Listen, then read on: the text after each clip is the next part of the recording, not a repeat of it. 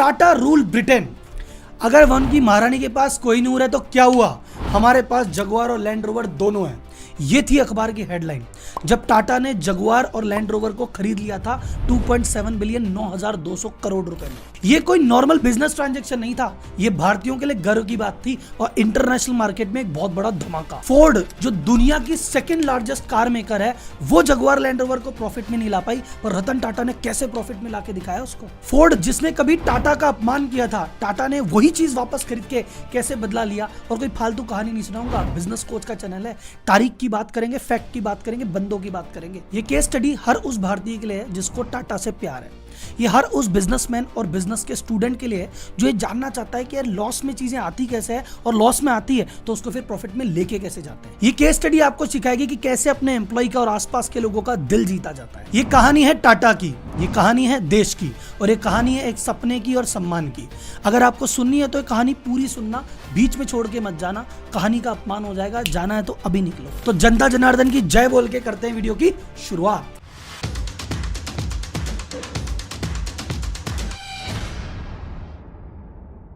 कहानी चालू होती है टाटा मोटर्स से। टाटा मोटर्स ने कहा इंडियन मार्केट में तो हमने काफी रूल कर लिया, अभी भी बहुत सारी स्कोप बाकी है, लेकिन अगर टाटा मोटर को एक इंटरनेशनल ब्रांड बनाना है, ग्लोबल मार्केट में जाना पड़ेगा। और ग्लोबल मार्केट में जाने में सबसे जो डेवलप्ड मार्केट है यूएस मार्केट, वहां पे एंट्री करनी पड़ेगी।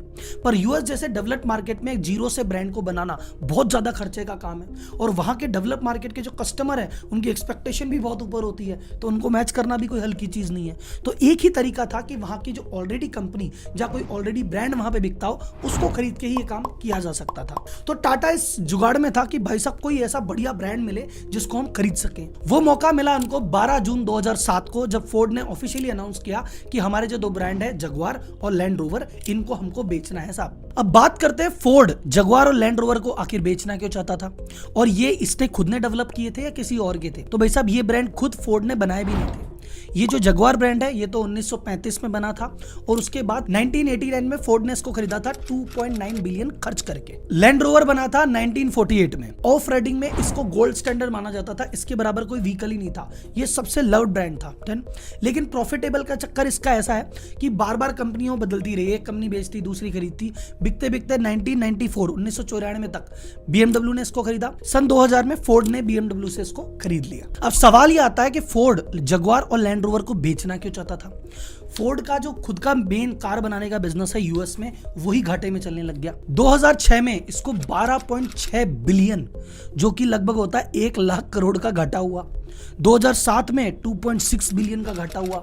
तो फोर्ड ने कहा भैया पहले अपना जो मेन काम यूएस में है, जिसके भरोसे जाने जाते हैं, उसको तो संभाल लें। ये दो ब्रांड के चक्कर में भाई साहब डिस्ट्रैक्शन हो रहा है, तो इन दोनों ब्रांड को निकालो, कुछ थोड़े बहुत पैसे जनरेट करो और अपने मेन धंधे पे फोकस करो। इसलिए इन दोनों ब्रांड को वो निकालना चाहता था। अब लैंड रोवर के बारे में जैसे मैंने बताया, ये तो आइकॉनिक ब्रांड था, हमेशा प्रॉफिटेबल रहा, गोल्ड स्टैंडर्ड रहा, इसने हमेशा प्रॉफिट कमाया। जगुआर की किस्मत हमेशा खराब रही, जगुआर ने किसी को प्रॉफिट कमा के दिया ही नहीं।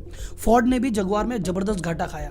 जगुआर के बारे में एक जोक कहा जाता है कि कोई भी एक जगुआर नहीं लेता, दो लेता है। क्यों? एक तो हमेशा गैराज में खड़ी रहती है। तो जब फोर्ड ने कहा कि यार अगर मैं बेचने में निकालूंगी तो लैंड रोवर तो प्रॉफिटेबल है, इसको तो सब ले लेंगे, जगुआर के कोई हाथ नहीं लगाएगा और हमें तो इससे ही आफत से मुक्ति पानी है। तो नॉर्मली क्या होता है, जब कहते हैं ना कि भाई दो लड़के होते, कहते हैं भैया हम तो दोनों की शादी एक ही घर में करेंगे, तो फोर्ड ने भी बैठ के कह दिया कि भैया जिसको लेना है दोनों लेने पड़ेंगे, एक एक नहीं देते। तो जब फोर्ड की दो कन्याएं लैंड रोवर और जगुआर का स्वयंवर हुआ, तो भाई साहब अलग अलग प्रदेश के महाराजा आए, टाटा मोटर भी गया, महिंद्रा एंड महिंद्रा भी गया, बहुत सारी P firm I, JP Morgan की पी फॉर्म आई, और एकदम ऐसा लगा भैया अलग अलग प्रदेश के राजा, अब तो भाई साहब स्वयंवर होगा, देखे कौन लेके जाता है। इस स्वयंवर में एक खतरनाक वाली शर्त थी, इस जेएलआर के 16,000 एम्प्लॉय थे और इनकी यूनियन बनी हुई थी।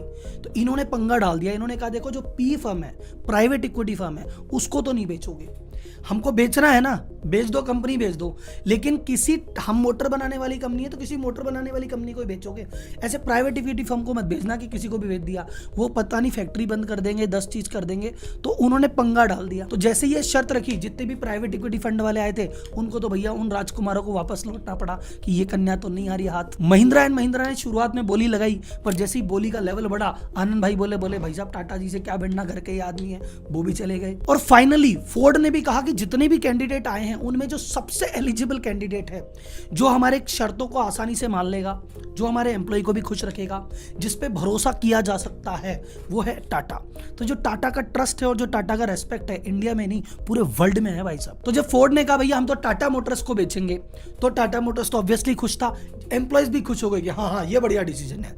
इंडियन गवर्नमेंट भी बहुत ज्यादा खुश थी, ब्रिटिश गवर्नमेंट भी बहुत ज्यादा खुश थी। टोनी ब्लेयर ने तो भैया कांग्रेचुलेशन बोला कि भैया अच्छा हुआ टाटा ने बेचा है, क्योंकि टाटा को एम्प्लॉय का ख्याल रखना आता है, तो हम बड़े खुश हैं कि यार टाटा को ये फर्म बिकी। तो जब फोर्ड ने ये गाड़ियां बेची टाटा को, हाथ जोड़ के बिल फोर्ड ने एक बात कही कि भाई साहब आप हम पे एहसान कर रहे हैं ये गाड़ी लेके।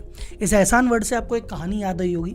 ये जब डील हुई थी ये कहानी बहुत चली थी, सबने स्टोरी बना बना के डाली थी। फैक्ट फिगर पे कोई बात नहीं करता, कहानियां लेकिन सबको आती है। फैक्ट फिगर आप इस वीडियो में ही जानेंगे। पर कहानी कुछ ऐसी थी कि 1998 में टाटा ने इंडिका लॉन्च की। अब इंडिका लॉन्च की पर उसकी सेल बहुत डाउन थी, तो उन्होंने कहा ऐसे तो काम चल रहा नहीं, तो वो फोर्ड के पास गए, भैया हमारा कार वाला डिवीजन आप ले लो। तो उन्होंने कहा यार जो तुमको कार बनानी आती नहीं, क्यों आए थे डिवीजन में, तुम तो बस ट्रक बनाने वाले हो, बस वही बनाया करो। ऐसा करके रतन टाटा का अपमान कर दिया था। उसी फोर्ड की कंपनी का घमंड नीचे हुआ और हाथ जोड़ के कंपनी बेचनी पड़ी। और फिर फाइनली 2 जून 2008 को ये डील कंप्लीट हुई। और जैसा मैंने बताया आपको कि अखबारों की headline, empire strikes back, India rule Britannia, Jaguar is now Indian. Queen के पास कोहिनूर है तो क्या हुआ, लैंड रोवर जगुआर तो हमारे पास है।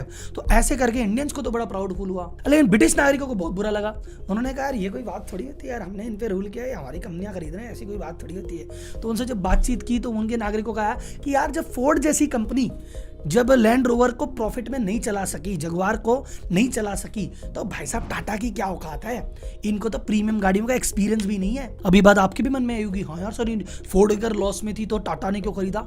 टाटा ने इसलिए खरीदा, उनको पता है प्रॉफिट में लाऊंगा, और कैसे लाऊंगा ये केस स्टडी है, ध्यान से सुनना। एक सवाल कि राहुल जी अगर टाटा को खरीदना था तो यही ब्रांड क्यों खरीदे। बहुत सारे कारण थे। पहला कारण, ब्रांड बहुत बढ़िया थे, ग्लोबल लेवल पे जब पहचान हो गई। दूसरा, इनकी जो मैन्युफैक्चरिंग फैसिलिटी थी वो एडवांस थी, तो टाटा मोटर ने कहा इनकी खरीदेंगे, प्लांट भी आएंगे तो मैन्युफैक्चरिंग भी, टेक्निक भी सीख लेंगे। इनका R&D सेंटर था वो भी एडवांस था, तो रिसर्च एंड डेवलपमेंट जो चल रही है एडवांस वो भी मिल जाएगी। फिर इनकी लैंड रोवर की जो XUV आती है वो इनकी सफारी, जो टाटा सफारी है उसका एक्सटेंडेड वर्जन है। बोले हम खुद डेवलप करेंगे तो हमें जाने कितने साल लगेंगे, यहाँ तो बना बनाया मिल रहा है। आज तक टाटा ने चाहे बस बनाई, चाहे ट्रक बनाई, चाहे कार बनाया, वैल्यू फॉर मनी वाला बनाया, लग्जरी के सेगमेंट में गए नहीं। तो लग्जरी सेगमेंट में इसके थ्रू एंट्री हो गई और एक बहुत बड़ा मार्केट जो पहले बंद था अब ओपन हो गया। और पूरे वर्ल्ड में ग्लोबल डीलरशिप बनी बनाई, 170 कंट्री में 2600 से ज्यादा डीलर बने बनाए मिल गए। तो डील सिर्फ कंपनी की नहीं हुई, पूरे इकोसिस्टम की हुई कि और पूरे विश्व में नाम का नाम हो गया, डीलर का डीलर हो गया, टेक का टेक हो गया, प्लांट का प्लान हो गया, सिक्योरिटी मिल गई, बाकी प्रॉफिटेबल तो इसको बना लेंगे। जगुआर लैंड रोवर को खरीदने के बाद जब पहली एम्प्लॉय मीटिंग हुई और इन सभी एम्प्लॉय को संबोधित करने रतन टाटा पहुंचे, तो सबके मन में एक बात क्लियर थी कि भैया कोई नेताजी आदमी आए हैं, अब इन्होंने हमने कंपनी खरीद ली, ये नए मालिक हैं, अब ये भाई साहब हमारी जम के क्लास लेंगे, एक बार दिखाएंगे कि मैं कितनी बड़ी अथॉरिटी हूं, और हमें बताएंगे कि ये रहा प्लान, करो फॉलो। रतन टाटा जी अलग ही आदमी, उन्होंने ऐसा कुछ किया ही नहीं। उन्होंने कहा कोई बात नहीं सर, आपकी कंपनी है, आपको अच्छी चलानी आती है, हम आपके मालिक नए हैं तो क्या हुआ, ऐसा नहीं कि हम अपना रोल चलाएंगे, आप और हम मिल के कंपनी चलाएंगे। ऐसा करके एम्प्लॉय का विश्वास जीत लिया। सेकंड चीज, टाटा शॉप फ्लोर पे कभी कभी घूमते घूमते रतन जी खुद चले जाते थे, तो एम्प्लॉय शॉक हो जाते, अरे यार मालिक आ गया, मालिक आ गया। उनके लिए बहुत बड़ी बात थी, क्योंकि फोर्ड का कोई डायरेक्टर कभी आज तक शॉप फ्लोर पे आया नहीं, तो बड़े लोग हैं। रतन टाटा ने कहा नहीं यार मैं शॉप फ्लोर पे चक्कर लगाऊंगा, एम्प्लॉय का ट्रस्ट दोबारा जीता। फिर उन्होंने सोचा एक नया CEO को इंडियन को लाके हमारे सर पे बैठाएंगे। उन्होंने कहा नहीं, इस कंपनी के जो ऑलरेडी CEO थे डेविड स्मिथ, उनको कहा नहीं CEO आप ही रहोगे, आपको 25 साल फोर्ड का, जगुआर का, दोनों का एक्सपीरियंस है, आप हो, आप ही संभालो साहब। तो उससे ये आदमी ये ऐसा है कि दादागिरी करने वाला नहीं है, साथ में काम करने वाला आदमी है। इसके बाद चीजें बहुत ज्यादा स्मूथ तरीके से वर्क करने नहीं लगी, क्योंकि ये डील कब हुई थी याद है आपको, जून 2008 में, और उसके 2-3 महीने बाद क्या हो गया, सितंबर 8 में लेमन ब्रदर हुआ, पूरा मार्केट नीचे, और जो पूरा यूरोप में तबाही, नॉर्दर्न अमेरिका में तबाही, और यही तो सेगमेंट था, यही तो मार्केट था जो जगुआर लैंड रोवर की गाड़ियां खरीदा करता था। एकदम से सेल शून्य। टाटा मोटर जिसका 2008 में प्रॉफिट 2515 करोड़ रुपए था, 2009 में उसका लॉस हो गया 2500 करोड़ का, 5000 करोड़ का लॉस एक साल में। टाटा को अपने इनिशियल बजट के अलावा 4500 करोड़ अलग से खर्च करने पड़े सिर्फ खर्चे निकालने के लिए। ये पैसा लेने के लिए जब भाई साहब ब्रिटिश बैंक के पास गए या यूरोपियन बैंक के पास गए, पहली बात तो उनकी ठन गोपाल हो रखी थी 2008 के चक्कर में। फिर थोड़ा बहुत जो पैसा भी देना चालू किया, पैसा देने के लिए कंडीशन रखी, बोले नहीं हम इसमें डायरेक्टर भी बनेंगे, हम फलाना भी करेंगे, हम ढीमका भी करेंगे। टाटा ने कहा यार नखरे ज्यादा कर रहे हैं। टाटा ने कहा रहने दो, हम तो इंडियन बैंक से ही ले लेंगे। तो इंडियन बैंक का एक कंजोर्टियम बना, एसबीआई ने उसको लीड किया और उस बैंक ने मिलकर 500 मिलियन लगभग 4000 करोड़ रुपए टाटा को दिए पूरे टर्न अराउंड के। तो ऐसा नहीं कि टाटा ने खराब हालत में जगुआर ली और उसको ठीक किया, खराब हालत में ली, उससे भी खराब हालत में आई और फिर उसको ठीक किया। ये टर्न अराउंड करने के लिए सबसे पहले रतन टाटा जी ने किया कि भैया एक मैनेजमेंट कंसल्टेंट एजेंसी को हायर किया। उन्होंने एक जर्मनी की म्यूनिक की एजेंसी थी उसको हायर किया और ग्लोबल लेवल पे केपीएमजी को हायर किया कि भैया हमें आगे का प्लान बताओ, हम कैसे वर्क करें। और उस कंपनी ने उनको 3 स्ट्रेटजी बताई कि देखो नए प्रोडक्ट को डेवलप करो, नए मार्केट को डेवलप करो, कैश मैनेजमेंट करो और कॉस्ट कटिंग करो। तो जितने भी भाई साहब, जितने भी व्यापारी टू सीओ वाले हमारे पार्टिसिपेंट हैं, जिन्होंने व्यापारी टू की क्लास अटेंड की है या एडवांस क्लास अटेंड की है या बूट के में साथ काम करते हैं, याद करो अपन क्या बातें करते हैं कि भाई साहब आपकी कॉस्ट कटिंग जरूरी है। जब रतन टाटा जैसा फिगर कॉस्ट कटिंग के फेवर में है, आप कौन से देश के नेता हो रहे हो, कौन से खेत की मूल्य हो भाई साहब।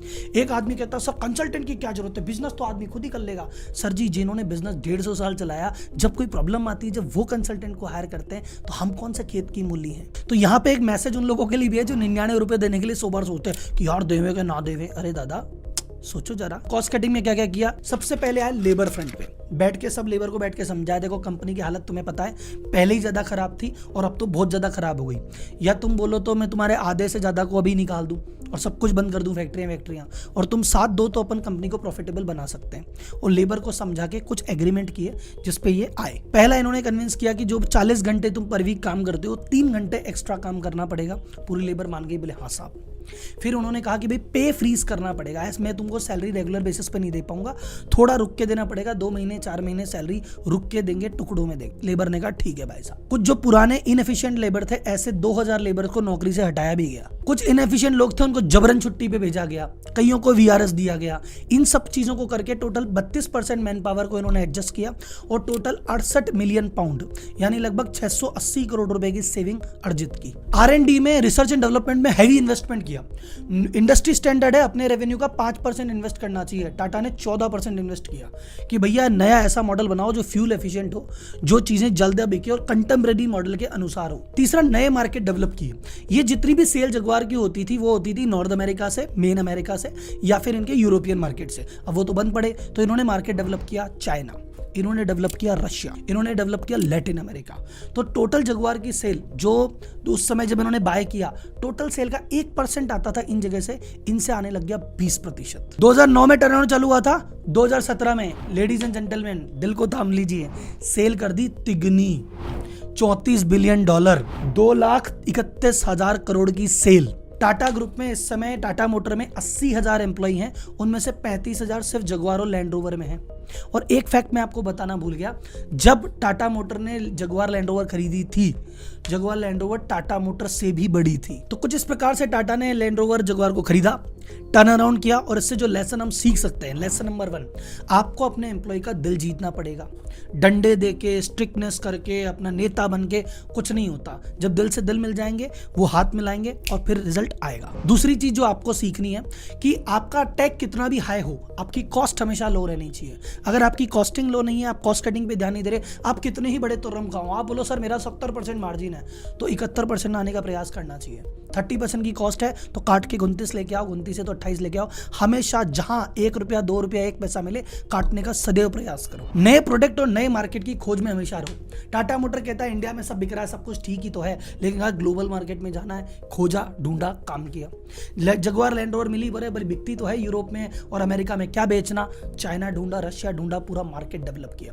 तो हमेशा अपनी सेल बढ़ानी है, या तो नया नया मार्केट डेवलप करो, या नए नए प्रोडक्ट डेवलप करो, या नए नए सेगमेंट में चले जाओ। टाटा वैल्यू फॉर मनी में था, लग्जरी में चला गया। टाटा इंडिया में था, इंडिया से बाहर चला गया। बाहर में एक कॉन्टिनेंट में था, अलग कॉन्टिनेंट पकड़ लिया। तो ये सभी चीजें जो अपन सीख सकते हैं। और बिजनेस कोचिंग या बिजनेस कंसल्टिंग से रिलेटेड अगर आपको चीजें जाननी है तो बहुत सारी केस स्टडी आने वाली है, वहां पे आपको चीजें मिल जाएगी। और ये टाटा सीरीज में मेरा पहला वीडियो नहीं है, इससे पहले 8-10 वीडियो आ चुके हैं। तो अगर आपको टाटा केस स्टडी, बिजनेस, ये चीजें अट्रैक्ट करती है तो अभी मेरे चैनल को सब्सक्राइब करो, उन प्लेलिस्ट पे जाओ, सारी चीजें आपको मिल जाएगी। अगर आपको पूरी वीडियो देखने में इंटरेस्ट है और बिजनेस बिजनेस फाइनेंस के रियल में जानकार हो, जागरूक हो, तो इसको चैनल को सब्सक्राइब करना, नहीं तो फालतू भीड़ बढ़ा के क्या करेंगे। तो जनता जनार्दन को एक बार फिर जय हिंद, धन्यवाद। इस वीडियो को बस एक छोटी सी रिक्वेस्ट है, शेयर बहुत ज्यादा करना, जगह जगह भेजवा देना।